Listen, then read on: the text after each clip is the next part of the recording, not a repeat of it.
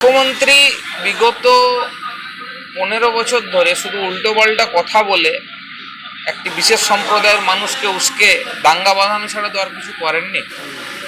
কিছুদিন আগে উনি কোনো একটি সভামঞ্চ থেকে বলেছিলেন যে উনি না থাকলে 1 মিনিটে একটি বিশেষ সম্প্রদায়ের লোক এক হয়ে এখানে বিরাট বড় ঝামেলা করতে পারে বা হিন্দুদের আক্রমণ করতে পারে। এটা কাদেরকে উনি মিন করে বলেছেন সেটা সবাই বুঝতে পারছে। এই একটি বিশেষ সম্প্রদায়কে উনি নিজের ভোট যন্ত্রে পরিণত করেছেন। বাস্তবে এদের কোনো উন্নতি হয়নি এবং আজকে এই যে এদেরকে দুধেল গাই বা বিভিন্ন জিনিস বলে কটাক্ষ করা, এটার জন্য সম্পূর্ণভাবে মুখ্যমন্ত্রী দায়ী।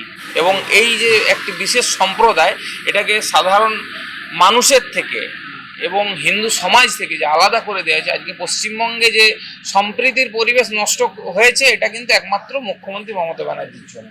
এটা অস্ত্র বলবো না, এটা বাস্তব চিত্র। আপনি যদি পাশেই বাংলাদেশের দিকে তাকান তাহলে আপনি বুঝতে পারবেন যে এখন আর চোখ বন্ধ করে বসে থাকার সময় নয়। এটা আমরা হিন্দুরা, যারা লিবারেল হিন্দু যাদেরকে বলা হয়, আমরা সেরকমভাবে গুরুত্ব না দিলেও একটি বিশেষ সম্প্রদায় তারা কিন্তু ধর্মের কথা ভেবে সবসময় ঐক্যবদ্ধ থাকেন। এবং দেখা গেছে যেখানেই এনারা সংখ্যা লঘুর থেকে সংখ্যা গুরুর দিকে গেছেন, সেখানেই সমস্ত জায়গাতে শান্তি বিঘ্নিত হচ্ছে। পাশের বাংলাদেশে দেখুন, সেখানে হিন্দুদের কি দুর্বিষহ অবস্থা। তাই ধর্ম তো অবশ্যই একটা প্রধান বিষয় এই ভোটে।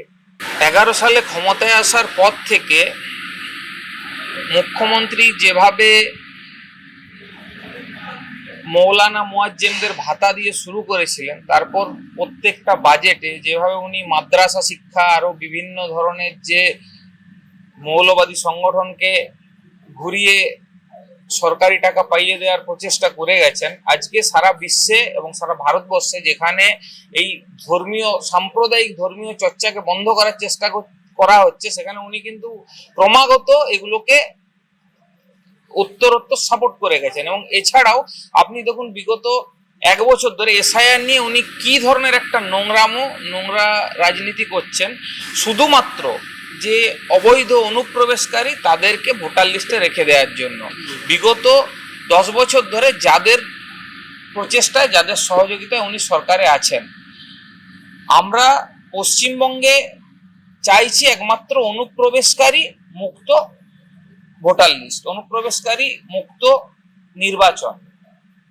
এবং আপনি যদি দেখেন যে পশ্চিমবঙ্গে একমাত্র 2000 সালের পর যে এসআইআর হচ্ছে, বিগত 20 বছর ধরে এসআইআর হয়নি। তারপরে এখন বর্তমানে পশ্চিমবঙ্গে যে ভোটার লিস্ট থেকে যে নামগুলো বাদ গেছে, সেগুলো বেসিক্যালি মৃত ভোটার, ডাবল এন্ট্রি এবং আপনার যেগুলো ট্রান্সফার হয়েছে বিভিন্ন জায়গায়, অন্যান্য প্রদেশে চলে গেছেন বা এক জায়গা থেকে আরেক জায়গায় চলে গেছেন, যেটা ওনারা সায়েন্টিফিক পদ্ধতিতে রিগিং করার জন্য রেখে দেওয়ার চেষ্টা করছেন, যাতে সেই জায়গাগুলো নিজেদের লোককে দিয়ে ছাপ্পা দিয়ে রিগিং করিয়ে জেতা যায়।